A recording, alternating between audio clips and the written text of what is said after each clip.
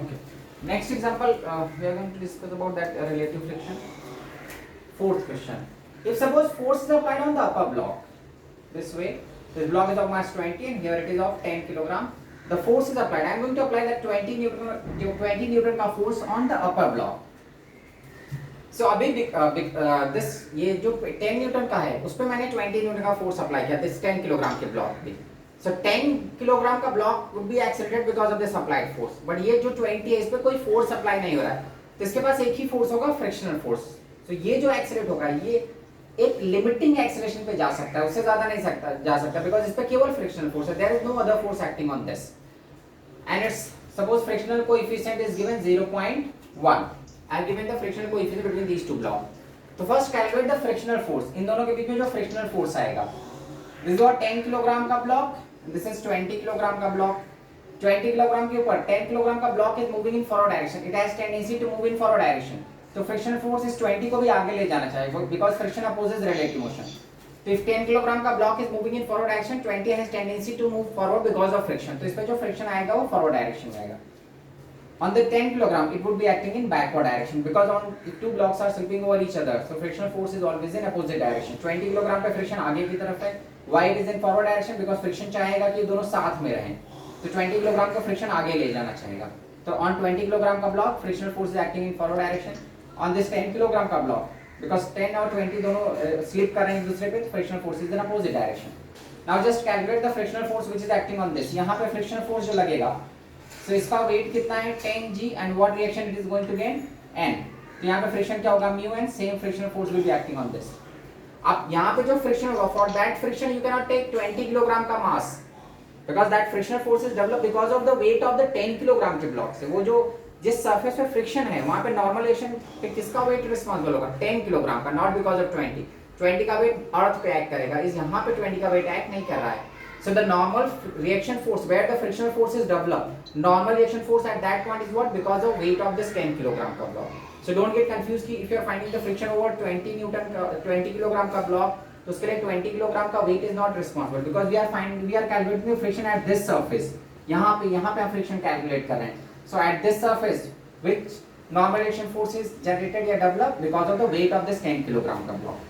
तो यहाँ पे 10 किलोग्राम का नॉर्मल है तो frictional force acting on this what mu n. Just calculate that mu n. तो म्यू n की वैल्यू क्या होगी 0.1 into 10g that is 10 newton. Same 10 newton का एक्ट करेगा ऑन दैट 10 किलोग्राम का block. This is what the 10 newton का friction. So first I am going to check whether they are going to move together or separately. So 20 kilogram is accelerated because of friction only. ये जो बड़ा वाला block है इस पर केवल एक ही फोर्स है that is frictional force.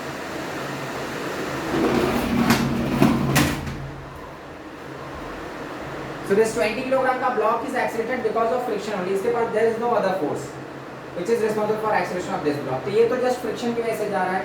Friction force कितना है 10 Newton. So Fr is equal to 20 10 is equal to 20. तो A की value is what half meter per second square.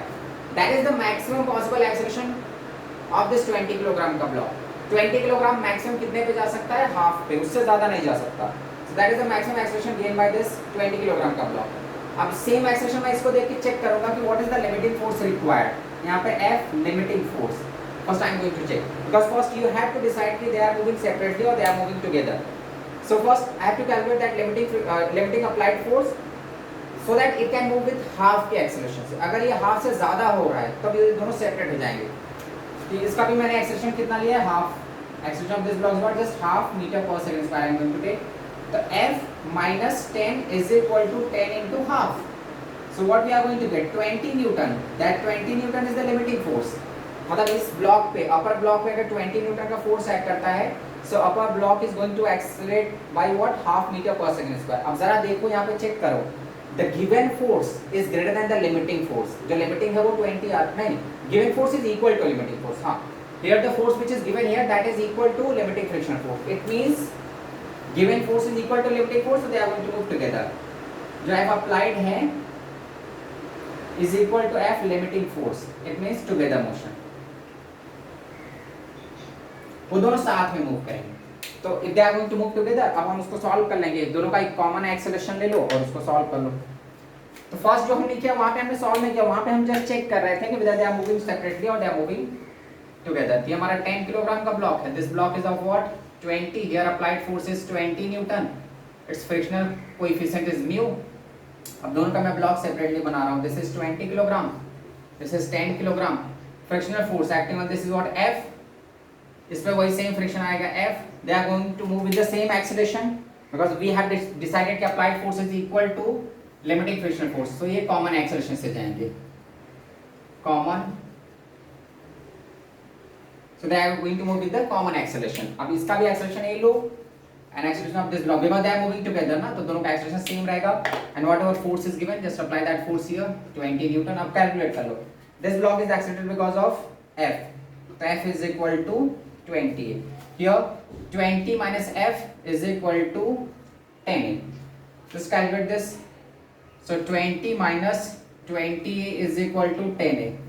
20 is equal to 30A. So what acceleration की value we are going to get?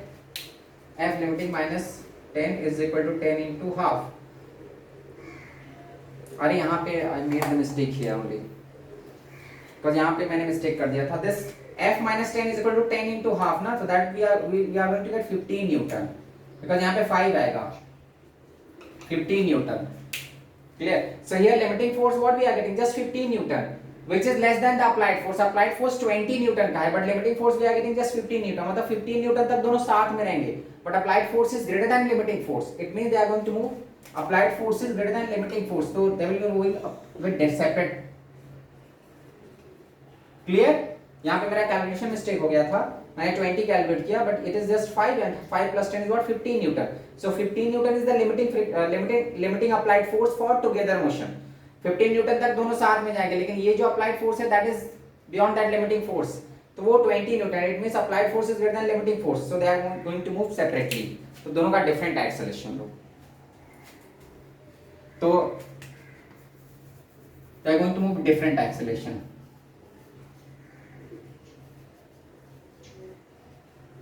तो दोनों का first का acceleration मैंने a1 ले लिया, सेकंड का acceleration a2. Here it is 20 a1, 20 minus f is equal to 10 a2. I have taken the different acceleration for different blocks.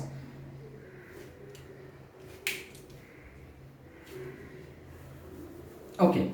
So limiting force की जो applied force है वो limiting force से ज्यादा है. Clear? तो ये अपने friction force अपने maximum value पे जाएगा. कितना हमने कैलकुलेट किया था? That is 10 Newton. फ्रिक्शन अपने मैक्सिमम लिमिट पे जाके उनको साथ में रखना चाहता है, लेकिन फिर भी वो सेपरेट हो गए because applied force is greater than the limiting applied force. तो ये 10 न्यूटन है, तो just substitute 10 is equal to 20 a1. 0 is cancelled, so a1 is what? half meter per second square. That is what the acceleration of the bigger block. ये बेचारा because of friction इतना ही acceleration gain कर सकता है.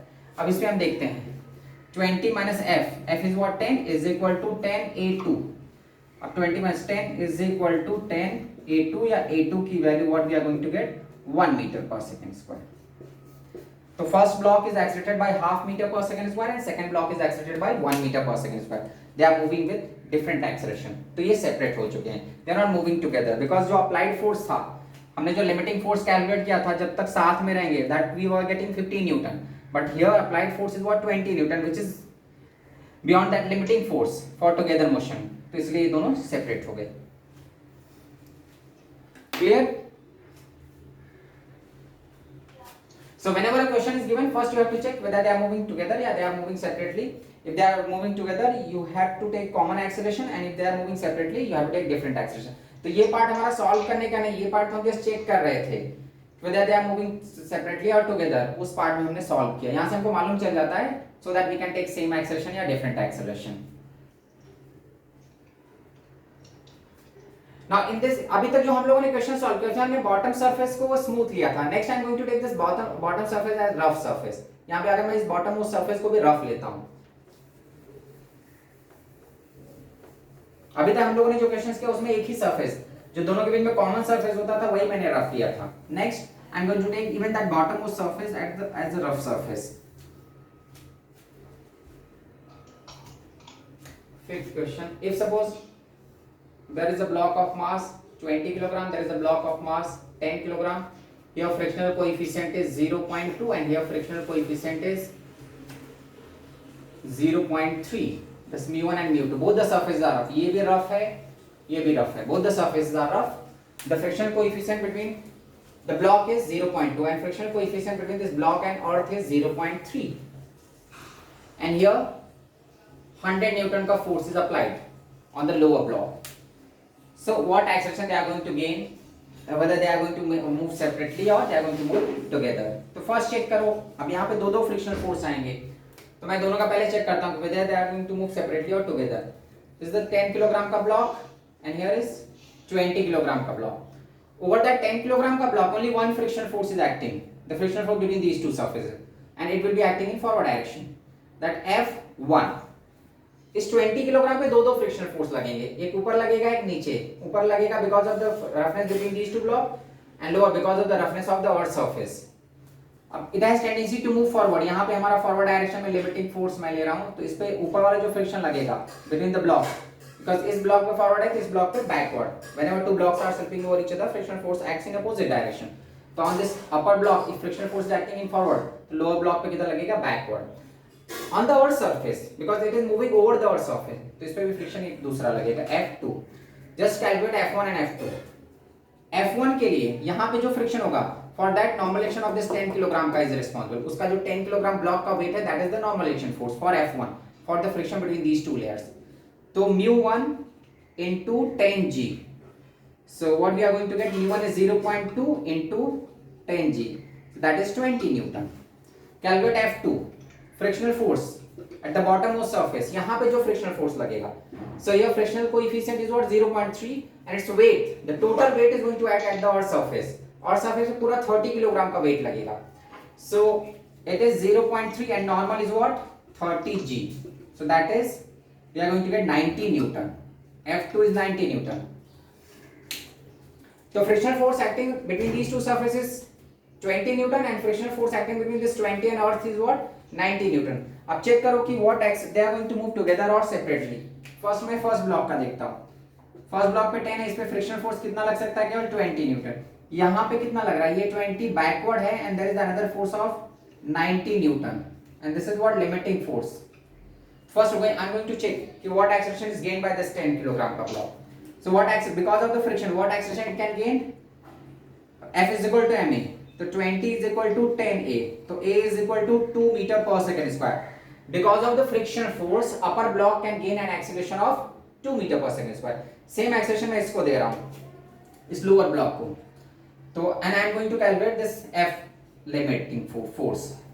So F limiting force minus this 110 is equal to 20 into 2. मैं इनका same acceleration ले रहा हूँ. Whatever acceleration I have calculated by for this 10, same acceleration I am going to take for the 20 kilogram का block. मतलब पहले मैं देख रहा हूं कि किस फोर्स पे वो साथ में जाएंगे. So that's why I am taking the same acceleration. So what limiting force we are going to get? That is 20 into 40 plus 150 newton. मतलब टिल 150 न्यूटन, 150 न्यूटन तक दोनों साथ में जाएंगे. But applied force is less than that force which is applied is just 100 newton. इसका मतलब applied force is less than the limiting force. It means both are going to move together. यहां पे together motion लगेगा.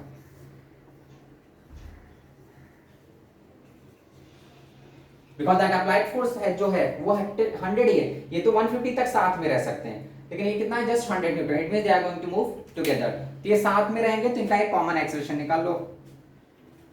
अब हम solve करेंगे. अभी तक हम लोग केवल कैलकुलेट कर रहे थे कि वो साथ में या नहीं है, वो आंसर नहीं था. Answer now we are going to find. अब तक तो हम लोग केवल चेक कर रहे थे कि whether they are moving separately or they are moving together. So we have decided that they are, because applied force is less than the limiting force, so they are going to move together. अब दोनों का log हमारा 10 kilogram, here 20 kilogram. On 10 kilogram only one frictional force is acting, that is F. On 20 it is F and there is another force, that 90 Newton. And both are going to move with the same acceleration, A and A. दोनों का acceleration मैंने same लिया. Now make the equations and solve. This 10 kilogram का block is accelerated because of friction. तो F is equal to 10A. This 20 kilogram पे इधर applied force is what? 100 Newton. So 100 minus 90 minus this F is equal to 20A. So this you can substitute here. 100 minus 90 minus 10A is equal to what? 20A. This is 10 is equal to 30. So what acceleration they are going to get? 1/3 meter per second square. So both the blocks are accelerated with common acceleration of 1/3 meter per second square. Once you can get the common acceleration, now you can calculate the frictional force.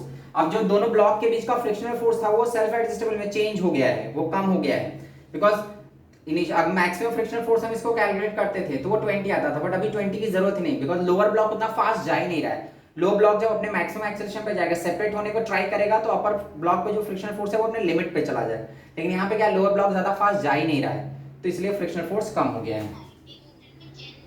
हाँ, 90 Newton नहीं change होगा, because that 90 Newton is the frictional force between the lower block and the earth. तो with respect to earth तो lower block अलग हो रहा है ना, अर्थ के रिस्पेक्ट में lower block is going to slip over that earth surface, तो इसलिए वो अपने लिमिटिंग पे आ गया है. जो 90 न्यूटन का है लोअर,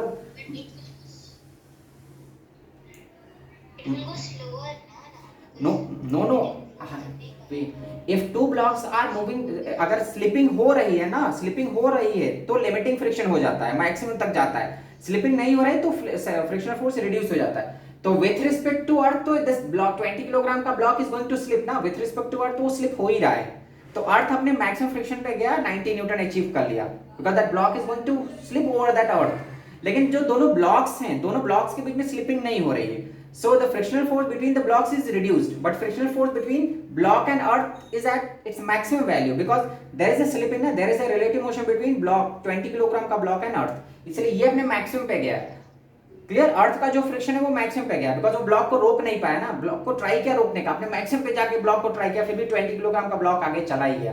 मतलब अर्थ का फ्रिक्शन अपने लिमिट पे जाएगा, मैक्सिमम वैल्यू जितना जा सकता है जाएगा, लेकिन the frictional force between the block उसको मैक्सिमम पे जाने की जरूरत नहीं, बिकॉज उनके पास स्लिप, वो स्लिप नहीं कर रहे हैं एक दूसरे पे, तो blocks are not slipping over each other, that's why उनके बीच का जो फ्रिक्शन है वो लिमिट तक नहीं गया है. लेकिन 20 किलोग्राम का block is slipping over the earth, तो इसलिए अर्थ वाला फ्रिक्शन अपने लिमिट पे गया, बिकॉज 20 किलोग्राम को रोकने का ट्राई करेगा ना, रोक नहीं पाया, लास्ट तक वो 20 आगे चला ही गया. Clear. So here what f we are going to, once you have calculated the acceleration, now you can get f is what, 10 into 1/3, so that is just 10/3. So between the blocks only this much frictional force is required, उनको साथ में रखना था, तो blocks तो वैसे भी slip नहीं कर रहे हैं, इसलिए फ्रिक्शन को लिमिट तक जाने की जरूरत नहीं.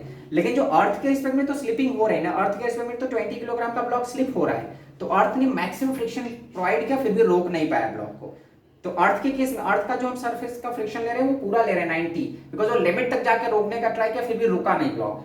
लेकिन बिटवीन द ब्लॉक्स वो तो मूव नहीं कर रहे हैं एक दूसरे के रिस्पेक्ट में, इसीलिए फ्रिक्शन रिड्यूस हो चुका है.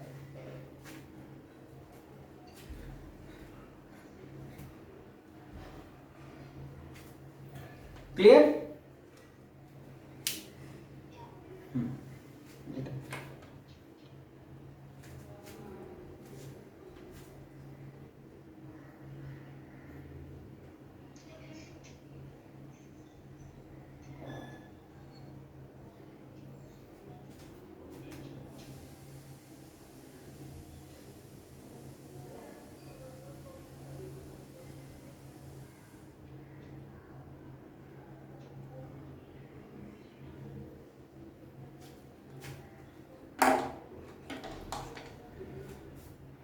Okay, next question, this is the fifth question.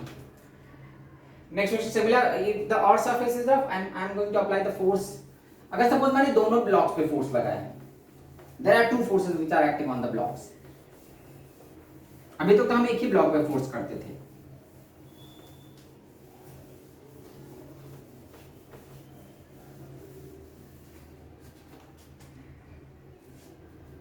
Sixth question, if suppose there are two blocks of 20 kilogram and 10 kilogram का, here 100 Newton का force is applied, I am going to apply a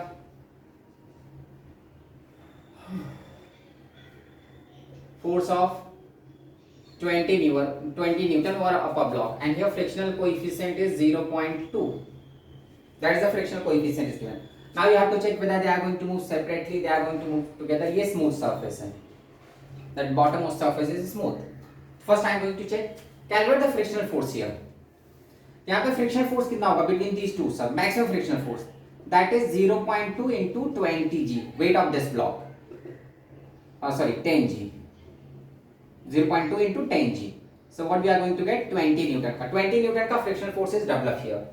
देखते हैं what maximum acceleration it can gain. ये हमारा 10 है, here 20. The frictional force acting on this 10 block is in this direction, that is 20 Newton. The same frictional force will be acting here. I am going to calculate the limiting applied force so that they can move together. First मैं check करूँगा कि वो साथ में है या नहीं है. इसका acceleration, the acceleration gained by this block. So there are two forces acting on this 10 kilogram का block. Friction, because ये आगे जाएगा तो friction भी इसको आगे ले जाना चाहेगा. Friction is acting in forward direction and there is another force also 20 Newton का. तो एक extra force भी है ना इसमें 20 Newton and plus friction. So this block is accelerated in forward direction because of this 20 and the friction. So what maximum acceleration it can gain? 20 plus 20 is equal to 10a. So a की value 4 metre per second square. That is what the acceleration gained by this block. जो अपर block है वो maximum कितना acceleration gain कर सकता है 4 metre per second square. Now अगर ये फोर्स से जाता है तो what limiting force is required? तो F minus 20 is equal to what 20 into 4. इसका भी acceleration मैंने 4 ले लिया. पहले मैं चेक कर रहा हूँ कि whether they are going to move together या नहीं. तो हम पहले उसको together motion ही लेके चलते हैं. तो F minus 20 because 20 Newton का frictional force which is acting in backward direction is equal to limiting force. So F minus 20 is equal to 80. So what F is applied 100 Newton. That limiting force we are getting 100 Newton. And if you are seeing here also 100 Newton का force is applied. It means limiting force is equal to applied force. जो applied force है, applied force is equal to limiting force. It means they are going to move together. वो दोनों साथ में move करेंगे. ठीक है, अगर if they are going to move together, अब now you can find the common acceleration. With what common acceleration they are going to accelerate?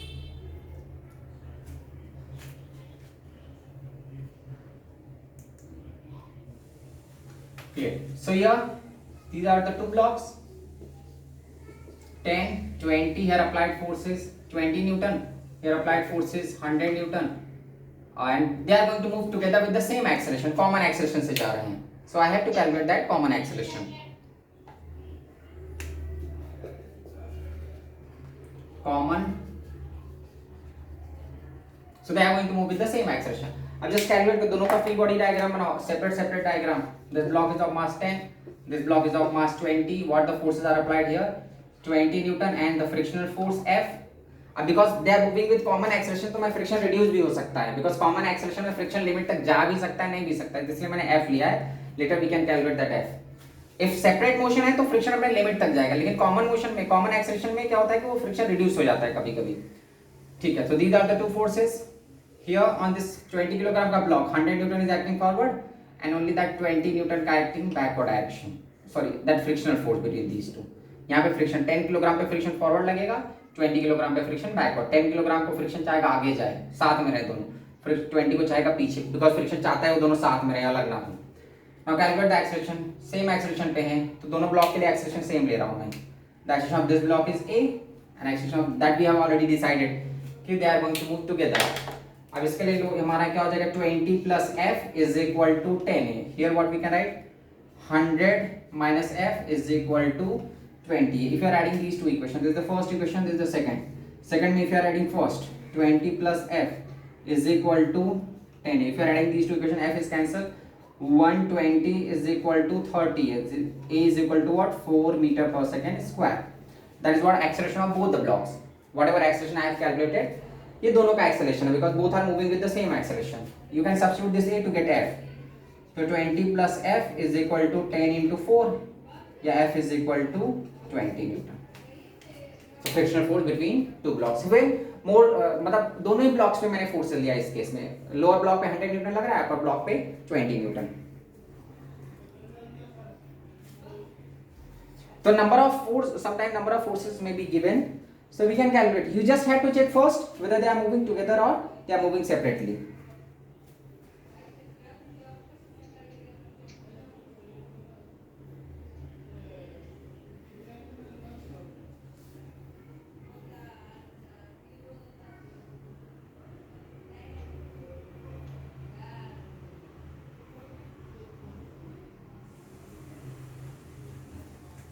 Okay, one last class we are going to discuss based on this. 6 questions we have discussed. एक last और discuss कर लेते हैं. When forces are not acting in the same direction, अब ये forces are acting in opposite direction on both the blocks.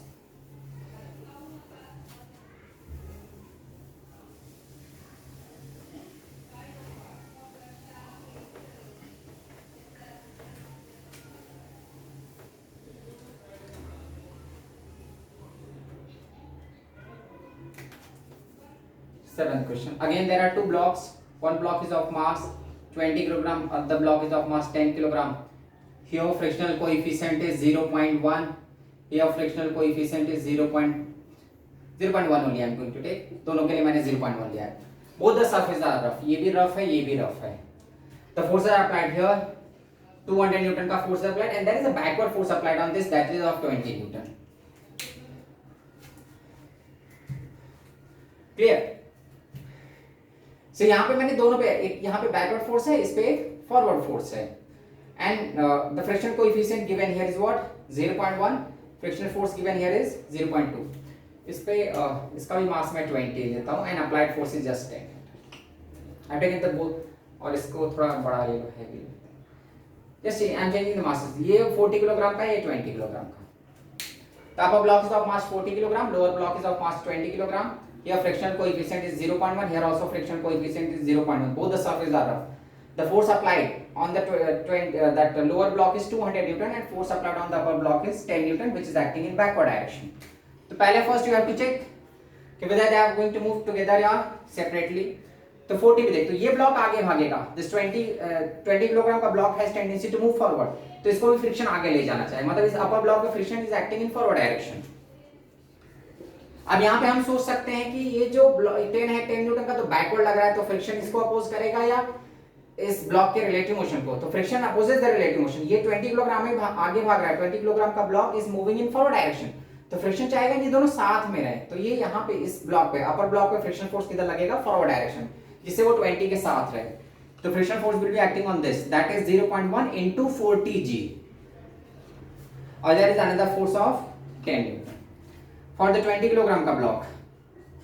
For this 20 kilogram का block I am going to calculate that limiting force, so that we can decide whether they are going to move with the same acceleration or different acceleration. इस 20 पे forward limiting force I have taken acceleration. there are two frictional forces, एक lower surface पे, एक upper surface पे. इस 40 kilogram पे friction forward है, तो 20 पे फ्रिक्शन बैकवर्ड होगा. कितना आ रहा है? 0.1 into 40g, that is 40 newton. So here also we are going to get 40 newton इस सरफेस पे बैकवर्ड. और यहाँ पे भी एक फ्रिक्शन लगेगा, that is again 0.1 into the total weight.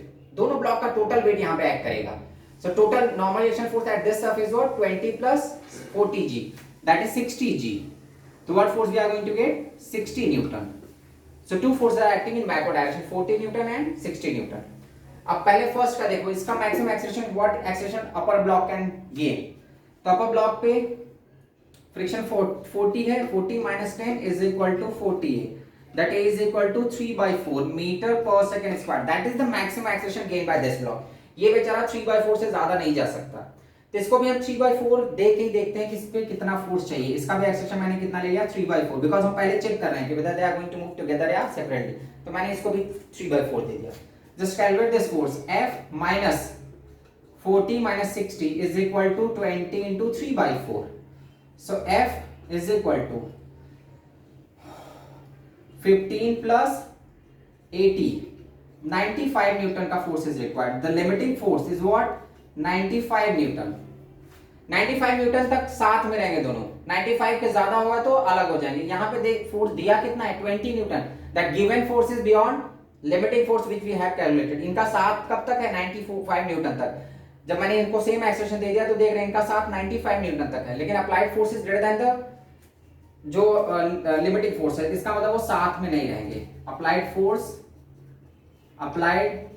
Is greater than limiting force, इसका मतलब सेपरेट मोशन, दोनों अलग अलग हो जाएंगे. So both are going to move with different acceleration. Now calculate the separate acceleration for both different blocks. तो यहाँ पे फिर से अलग अलग हैं, तो दोनों का अलग मैं एक्सेलरेशन लूंगा. ये हमारा 40 है, ये वाला 20 है. हियर अब because they are moving separately, तो फ्रिक्शन अपने लिमिट तक जाएगा. When they are moving together then friction may reduce, but when they are moving separately friction अपने लिमिट तक, मैक्सिमम फ्रिक्शन एक्ट करेगा यहाँ पे. तो मैक्सिमम फ्रिक्शन कितना कैलकुलेट किया था हमने? 40 newton. Here also 40 newton. There is another friction also here 60 newton. Applied force is what? 200 newton. इस पे एक बैकवर्ड फोर्स है 10 न्यूटन का. These are the forces. Both the blocks are moving separately. इसका मतलब उनका एक्सेलरेशन अलग अलग है, डिफरेंट डिफरेंट एक्सेलरेशन होगा दोनों का. तो suppose first block is moving with A1 and second block is moving with A2. Now just calculate this A1 and A2. तो A1 कितना हो जाएगा? 40 minus 10 is equal to 10 A1. Sorry 40 A1, तो A1 is equal to what 3/4। ये जितने पे जा सकता था बिकॉज ऑफ फ्रिक्शन पे जा रहा है, ये कितने पे जा रहा है 3/4, वो उतना एक्सेलरेशन गेन कर लिया। ये उससे ज्यादा फास्ट भागेगा बिकॉज इसमें अप्लाइड फोर्स लिमिटिंग फोर्स से ज्यादा है। So 200 minus 40 minus 60 is equal to 20 this we are going to get 100 is equal to 20 0 0 is cancelled, so A की value are going to get 5 meter per second square. The lower block is accelerated by 5 meter per second square and upper block is accelerated with 3/4. Upper block पे acceleration कम है और lower block पे acceleration ज्यादा है। And because they are separated with each other, दोनों अलग हो गए एक दूसरे से, so frictional force को हम limiting because friction अपने maximum तक गया उनको रोकने के लिए, फिर भी वो रोक नहीं पाया, वो अलग हो ही गए। तो फ्रिक्शन की जो वैल्यूज मैं ले रहा हूँ वो लिमिटिंग फ्रिक्शन, मतलब मैक्सिमम फ्रिक्शन कितना करता है, that mu and I am taking here. और अगर साथ में मूव करते हैं तो इन दैट केस फ्रिक्शन में reduce between the two surfaces, friction में reduce if they are moving together. साथ में रहते हैं तो फ्रिक्शन की जरूरत कभी कभी उतनी ज्यादा नहीं होती, लेकिन if they are getting separated, वो अलग हो रहे हैं तो फ्रिक्शन अपनी लिमिट तक जाके उनको ब्लॉक रोकना चाहे लेकिन फिर भी रोक नहीं पाए।